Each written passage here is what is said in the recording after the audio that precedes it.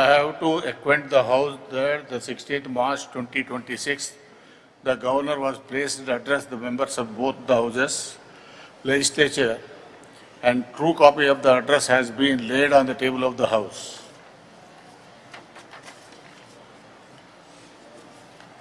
I am to announce to the House that amendments to the motion of thanks to the address by the Governor will be received by the Secretary to Legislature Council up to 12 noon today.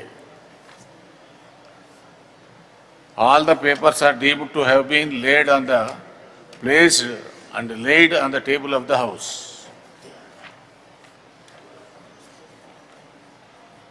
Motion of thanks on the Governor's address. I request Sri Mahesh Kumar Gaud, Bomma, to move the motion. Second. Adhyaksha, I propose that the members of Telangana Legislative Council assembled at the 26th session are deeply grateful to the Governor for the address which he has been pleased to deliver to the members of Telangana Legislative Council on 16 March 2026. I request Sri Adhaki Dayakar Gaud, Dayakar to move the motion. అధ్యక్ష, governor గారు 16/3/2026 తేదీన తెలంగాణ శాసన పరిషత్ సభ్యులను ఉద్దేశించి దయతో చేసిన ప్రసంగానికి ఈ 26వ సమావేశానికి హాజరైన తెలంగాణ శాసన పరిషత్ సభ్యులు ప్రగాఢ కృతజ్ఞతాబద్ధులై ఉన్నారు. నేను మహేష్ కుమార్ గౌడ్ గారు చేసిన ప్రతిపాదనను బలపరుస్తున్నాను. Now the discussion on motion of thanks on address by the Honorable Governor, Sri Mahesh Kumar Gaud garu. అధ్యక్ష, గవర్నర్ గారి ప్రసంగం మీద మాట్లాడే అవకాశం ఇచ్చినందుకు ధన్యవాదాలు అధ్యక్ష. గవర్నర్ గారి ప్రసంగం రాష్ట్ర అభివృద్ధి యొక్క దిశను చూపినట్టుగా ఉంది అధ్యక్ష. గవర్నర్ గారు రాష్ట్ర దిశ చూపుతున్న సమయంలో విపక్షాల వైఖరి మాత్రం ఇబ్బందికరంగా ఉన్నటువంటి పరిస్థితి అధ్యక్ష. రాష్ట్ర ప్రభుత్వం ప్రజాపాలనకు అద్దం పట్టేలా గవర్నర్ శివప్రసాద్ శుక్లా గారి ప్రసంగం సాగింది. రాష్ట్ర అభివృద్ధి సంక్షేమ కార్యక్రమాల దిశను స్పష్టంగా ఆ ప్రసంగంలో ప్రతిబింబించింది. ప్రజల సంక్షేమం, రైతుల అభివృద్ధి, మహిళల సాధికారిత, యువతకు ఉపాధి అవకాశాలపై ప్రభుత్వం చేపడుతున్నటువంటి కార్యక్రమాలను గవర్నర్ గారు వివరంగా వివరించినారు. ప్రభుత్వం చేస్తున్న మంచి పనులను గవర్నర్ ప్రసంగాన్ని ప్రతిపక్ష సభ్యులు కొంత జీర్ణించుకోలేకపోయినారు అధ్యక్ష. ఇది ఏమైనా 2 సంవత్సరాలుగా కాంగ్రెస్ ప్రభుత్వం అధికారంలోకి వచ్చిన తర్వాత మా మాన్య ముఖ్యమంత్రి రేవంత్ రెడ్డి గారు చేస్తున్న అభివృద్ధి సంక్షేమ ఫలాలు ఇలా ప్రజలకు అందుతూ ఉన్నాయి. ప్రజలు వాటిని రుచిగా ఆస్వాదిస్తూ ఉన్నారు. రేవంత్ రెడ్డి గారి నాయకత్వంలో అధ్యక్ష మా ప్రభుత్వం అభివృద్ధి సంక్షేమ ధ్యేయంగా అడుగులు ముందుకు వేస్తూ ఉంది. అన్ని వర్గాల అభ్యున్నతిని ఆకాంక్షిస్తూ మా ప్రయాణం కొనసాగుతూ ఉంది. ఇందిరమ్మ రాజ్యంలోని సకల జనులు సంతోషంగా ఉన్నారు. మా ప్రభుత్వం ప్రజలంతా సంతృప్తిగా ఉన్నారు. వారి భవిష్యత్తుకు మరింత పునాదులు వేయడానికి మా ప్రభుత్వం, మా ముఖ్యమంత్రి నిరంతరం తాపత్రయపడుతూ ఉన్నారు. నిత్యం 18 గంటలు పనిచేస్తూ అప్పుల తెలంగాణను ముందుకు తీసుకెళ్తా ఉన్నారు అధ్యక్ష. 16,000 మిగులు బడ్జెట్తో ఉన్నటువంటి తెలంగాణని ఆనాటి యూపీఏ ప్రభుత్వం సోనియామ్మ గారు ఇస్తే, గత ప్రభుత్వం 10 ఏళ్ల పాలనలో 8 లక్షల కోట్ల అప్పుల కుప్ప చేసి మా చేతికి ఇచ్చిపోయింది అధ్యక్ష. అలాంటి పరిస్థితిలో ప్రభుత్వం చేపట్టి ముఖ్యమంత్రిగా ప్రమాణ స్వీకరించినటువంటి రేవంత్ రెడ్డి గారు సర్వశక్తులు కూడగట్టుకొని ఒక్కొక్క ఇటుక పేరుస్తూ రైజింగ్ తెలంగాణ వైపు అడుగులు వేయిస్తూ ఉన్నారు. తెలంగాణలో దేశంలో నంబర్ 1గా చేయడానికి మా ప్రభుత్వం నడుమించింది అధ్యక్ష.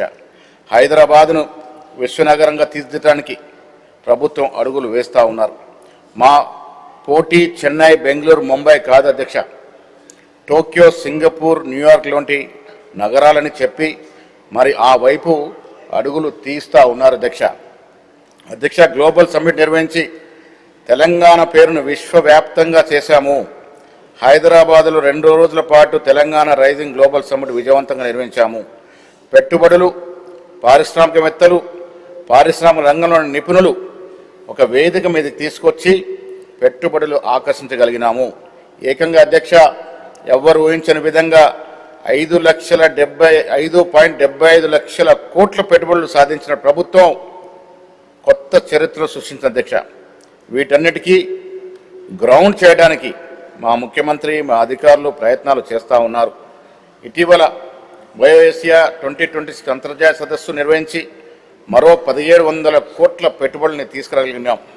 అధ్యక్ష, మా ప్రభుత్వం, మా ముఖ్యమంత్రి ఒక దీర్ఘకాలిక ప్రణాళికతో ముందుకు వెళ్తూ ఉన్నారు. ఒక నిర్దిష్టమైన లక్ష్యాన్ని రూపొందించుకొని ఆ దశగా అడుగులు వేస్తున్నారు. మా ముఖ్యమంత్రి ధైర్యశాలి, సాధించగలుగుతామన్న ఆత్మవిశ్వాసం ఉంటేనే లక్ష్యాన్ని నిర్దేశించుకుంటారు. ఒక దీర్ఘకాలిక లక్ష్యాన్ని ఏర్పాటు చేసుకొని ఆ దశగా తెలంగాణని ముందుకు తీసుకెళ్తా ఉన్నారు. విజన్ 2047లో భాగం తెలంగాణ $3 ట్రిలియన్ ఆర్థిక వ్యవస్థకి చేరుకోవాలన్నది. ఇందులో భాగంగా తెలంగాణ రైజింగ్ విజన్ 2047 డాక్యుమెంట్ కూడా ఆవిష్కరించింది. 2034 నాటికి $1 ట్రిలియన్ ఆర్థిక వ్యవస్థను మార్చాలని లక్ష్యంగా పెట్టుకున్నాం. 2047 నాటికి తెలంగాణ $3 ట్రిలియన్ ఆర్థిక వ్యవస్థగా తీర్చాలన్న సంకల్పంతో ముందుకు వెళుతా ఉన్నాం అధ్యక్ష. మరోవైపు హైదరాబాద్ను విశ్వనగరంగా చేయడానికి మా ప్రభుత్వం నడుబిగించింది. నగరంలో ఆక్రమణలు గురైనటువంటి చెరువులు, ట్యాంకులు పునరుద్ధరించడానికి మా ప్రభుత్వం నడుబిగించింది.